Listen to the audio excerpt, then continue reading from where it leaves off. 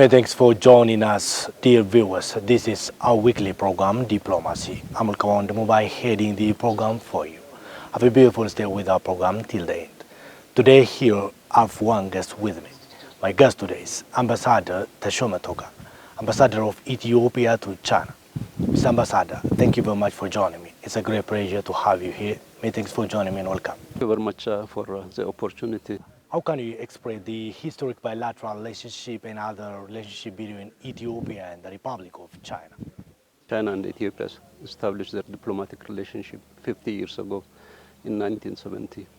Since then, the relationship has grown and strengthened in several areas. Currently, we have what we call comprehensive strategic cooperative partnership. In other words, the partnership between China and Ethiopia contains literally all areas of cooperation. Politically, we have a very good exchange and engagement between our Prime Minister and President Xi Jinping. We usually discuss about our bilateral relationship, our regional peace and security, global issues of mutual concern. Secondly, we have high-level exchanges between the two countries. Thirdly, the major partnership between China and Ethiopia is expressed through economic diplomacy. China, as you know, is a leading source of foreign direct investment. China is Ethiopia's major trading partner, and China also is a major financer of our development projects, including infrastructure. Apart from that, of course, recently we have undertaken a study given the potential for outbound tourism in China. The statistics shows that about 160 million Chinese every year visit foreign countries, and Ethiopia has a very good opportunity to attract Chinese tourists. First, we have 5 direct flights from 5 Chinese cities to Addis Ababa. Secondly, in Ethiopia, we have diverse tourist attractions, including what currently the Prime Minister is undertaking. So the potential for cooperation in tourism is also very huge, and we are focusing on that. In terms of trade relationship, as I said, China is our major trading partner. Most of the time, of course, we export to China agricultural products. We are trying to add value to it, and of course, we participate actively in several trade and investment exhibitions that are conducted in China. The other area of cooperation, of course, is in science and technology. As you might recall that we have launched our first satellite with the assistance and support of China. We have used Chinese technology, and the Chinese also financed the launching of the project. Second satellite, communication satellite, and that is under progress. Another area of cooperation, of course, is when it comes to development financing. As I said, China is a major financer, and with the COVID situation, there has been a G20 agreement on debt suspension. We are also discussing bilaterally with China within the framework of FOCAC how debt can be eased, debt can be suspended. And we are looking also to cooperate with China in post-COVID recovery and to support Ethiopia's homegrown economic reform program. These are some of the major areas of cooperation. One recent and important and significant area of cooperation is human capital development. Around 3,000 Ethiopian students are being trained in China at a PhD, at master's and undergraduate level. Some of the scholarship are identified by the Ethiopian government, and we are focusing on science and technology. There are Chinese offered scholarships within the framework of, again, China-Africa cooperation. The Prime Minister has also emphasized the importance of increasing scholarship to Ethiopian students. The Prime Minister has written to President Xi Jinping that China could increase training program for Ethiopians. This does not include short-term trainings. I'm talking about long-term trainings. So It's a multifaceted cooperation. It's a multifaceted partnership. Of course, we have cooperation in defense, training, and otherwise. So in general, as I said, China is Ethiopia's major development partner, and we are planning to strengthen this in the coming years.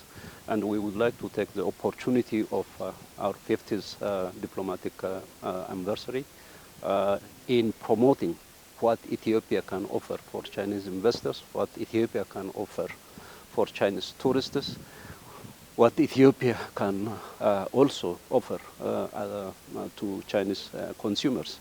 And in that regard, the political level understanding, the political level trust between the two leaders, between the two foreign ministers, and between, of course, the two diplomatic missions is very important. To that extent, we have, I think, a very strong understanding of mutual trust and promoting mutual benefit between the two countries. Ambassador, how can you explain the trade and investment relationship between both countries, Ethiopia and China?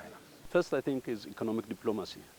And given the potential China has in terms of being source of foreign direct investment, and given the desire we have, given the requirements we have, given the need we have for FDI, that's our major focus. One aspect, one pillar of homegrown economic development, economic reform program also expects huge foreign direct investment, attracting huge foreign direct investment. So one focus area will be attracting more foreign direct investment from China. This includes anchor, middle and middle level investors. The reason why we focus on foreign direct investment is, number one, it creates job. Investment creates job. They come with technology, they come with knowledge, they come with skills, they come with managerial capacity. And so there is transfer of technology, there is transfer of knowledge, there is transfer of managerial capacity. And there is also the component of skill development. That will also help increase productivity. That's one. Secondly, they come with finance, foreign finance, which we need desperately. With that, there is, as I said, an element of technology transfer with investment. The second component is trade. As you might know, China is a huge market. Currently, we have about 500 million middle-class Chinese citizens. That's a huge market. I sometimes say that all our products can be sold to Chinese market. And the third and the important area we have discovered is, as I said earlier, tourism. We did not really tap into that huge tourism potential in China. China is the single largest outbound source of outbound tourism. As I said, 160 million Chinese travel out of their country, save this year because of COVID. So we have undertook a study how Ethiopia can really leverage, and then how Ethiopia can attract more Chinese tourists to Ethiopia. To that effect, we have established also what we call Ethiopian Tourist Destination Marketing Council in Beijing under my leadership, and we are planning to have another one here. They're totally dedicated to attract Chinese tourists. The third area is human resource development is a major thing, because for any nation, including China, South Korea, if you take many Asian countries, the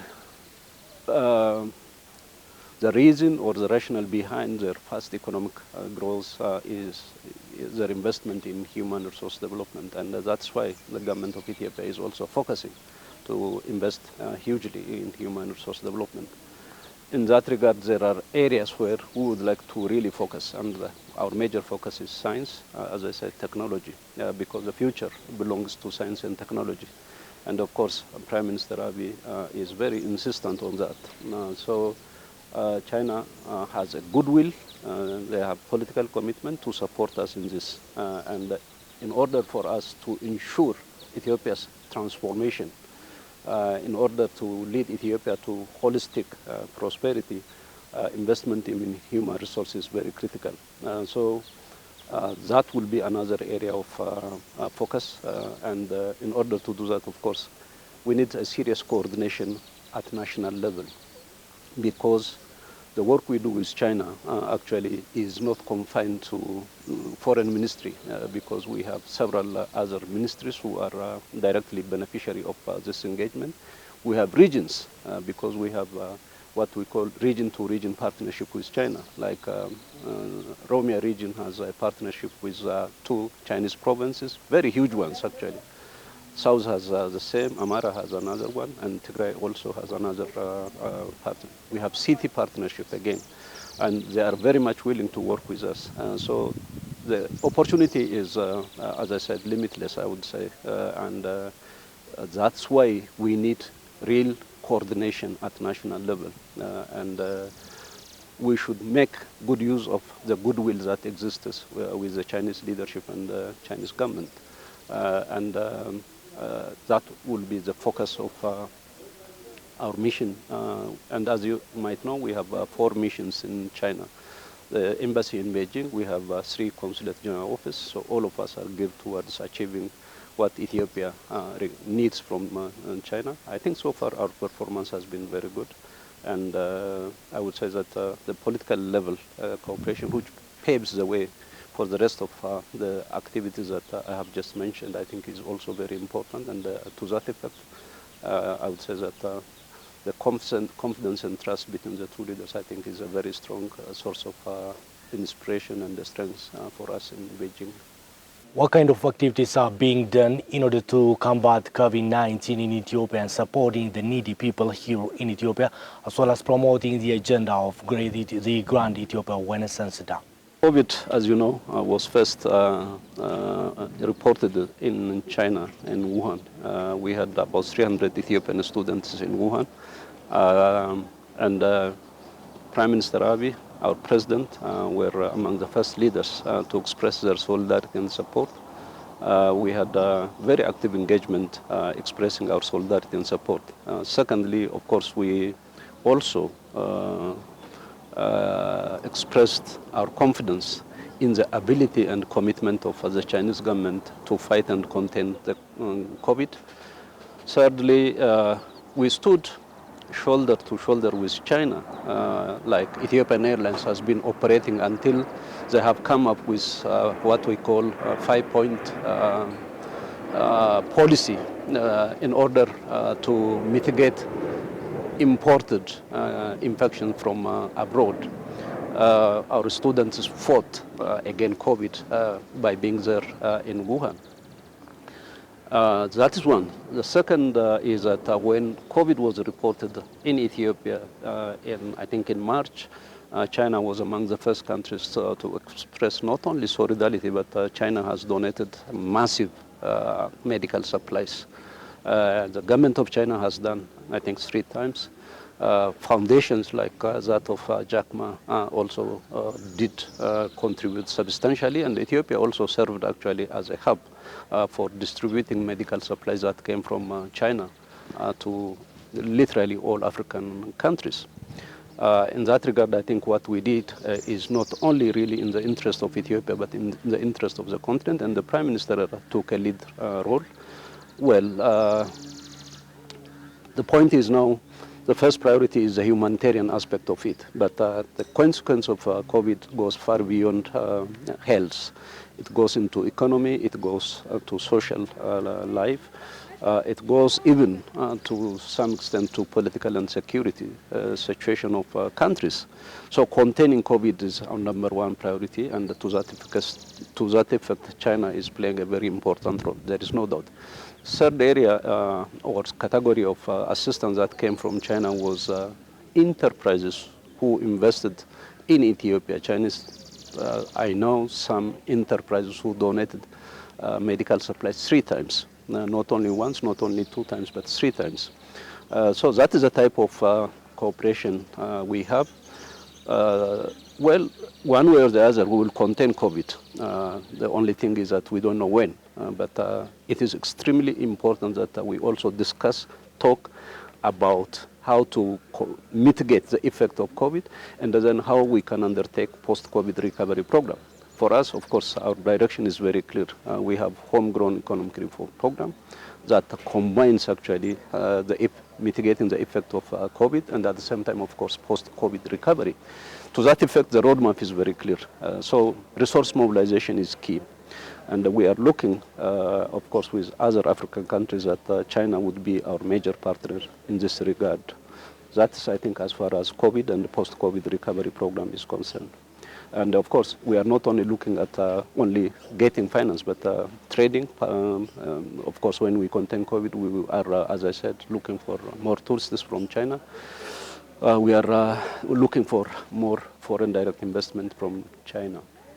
Now, when it comes to the Great Ethiopian Renaissance Dam, we had, again, frequent engagement, frequent briefing on what is going on. And there were several engagements. One was, of course, the letter that the Prime Minister sent to the Chinese President through his special envoy with the former President of Ethiopia, President Dr. Mulatu Teshome. He met the Chinese foreign minister, he delivered the letter, he had a discussion. The embassy had several meetings with the Communist Party of China and, of course, other relevant institutions, including foreign ministry. Chinese are very clear, I think, on JET. They are clear that there is no contradiction between Ethiopia's building a dam to generate electricity and then the water needs of Egypt. So they don't see any contradiction there. Secondly, they believe that any country has a right to make good use of its natural resources and develop and transform its country and then change the living standard of its people. By the way, China is one major country that has huge transboundary resources. So they encourage and support negotiation. Negotiation is the only way out. So they encourage both parties, particularly Egypt and Ethiopia, to negotiate faithfully and settle the problem through amicable means. The third is that they are willing and ready if the three parties want any assistance from China. So that is the position they took. We understand their position. They don't want to take any side. But I think the points they have made is very much in conformity with what Ethiopia is saying. We are not saying that we are building the dam to really affect the water needs of the lower riparian countries. We are looking for a win-win situation. And the JERD, of course, as we all said again and again, is a dam that is meant to generate electricity. But there are some technical issues that are being discussed. And finally, of course, they also supported, when the case was taken to United Nations Security Council, they supported what we call African solution to African problems. And I think that means, I think it means a lot. And the fact that P5 member country supporting African solution to African problem as a way out, I think is again consistent with what Ethiopia believes and with what Ethiopia actually is doing. So to that effect, I think the position China has taken is fair, reasonable, and I believe it is just. How can you explain the relationship between Ethiopian embassy in China with the Ethiopians residing there in China? We have two categories of Ethiopians in China. One is what we call diaspora. That's not big in size. We have a few Ethiopians in 2-3 cities engaged in business. They are serving as, I think, as a good bridge between the two countries. So they promote trade, in other words.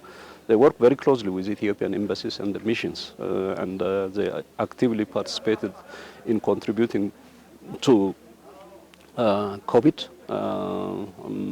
And secondly, they also contribute to support what government does regarding the Great Ethiopian Renaissance Dam. They also do some investment in Ethiopia, and then there are others who also would like to contribute through technology transfer and knowledge transfer. That's one category, but our major preoccupation is with our students. As I said, we have a growing number of students in China now. We have three major programs that we want to do with the student population in China. One is we want to make sure that they are successful in their studies, because that is why they have left the country and then went to China. So the first thing, we want to make sure that our students are successful. Secondly, our students behave and portray the good image of Ethiopia. They have, of course, some of them have some cultural shocks because new culture, new tradition, new food, new environment. So we follow them, we support them. Of course, it's not easy to follow 3,000 students from 2-3 missions. So what we do is we actually, with their full participation and with their full independence, we want them to get organized. And so we have organized about 9 or 10 student associations in several universities. Now we are planning to have China-wide Ethiopian Students Association soon. When we return back, I think we'll launch China-wide Ethiopian Students Association. The second work we did was that we will use them as a constituency. Wherever they are, we go to the universities and then present Ethiopian culture, coffee ceremony, and then present, of course, public diplomacy activities. So they serve us as a constituency in the universities where they are studying. I remember in Beijing, we used to universities where I had the opportunity to have lecture actually on China-Africa, China-Ethiopia relationship. So they serve us as a platform, as I said, as a constituency regarding the university they are studying. The third is that we want them to transfer knowledge, best practice from China. China is a country that really transform its society in a short period of time. In any development history, I think there is no country as China that transformed its society, huge society, in a short possible time. So what is the rationale behind, what is the reason behind, how did China manage to transform this huge country? I think we need to ask these questions, and we encourage students to transfer best practices, to transfer Chinese development experience. We are well aware that we cannot copy what China did. We cannot afford even to do that. But I think there are certain things that we can learn from China. So that's what we do with our students. Recently, of course, the issue of COVID was a very serious issue. We had about 300 students in Wuhan, and it was really a nightmare. And in my long diplomatic experience, I have never seen as a challenge as that one.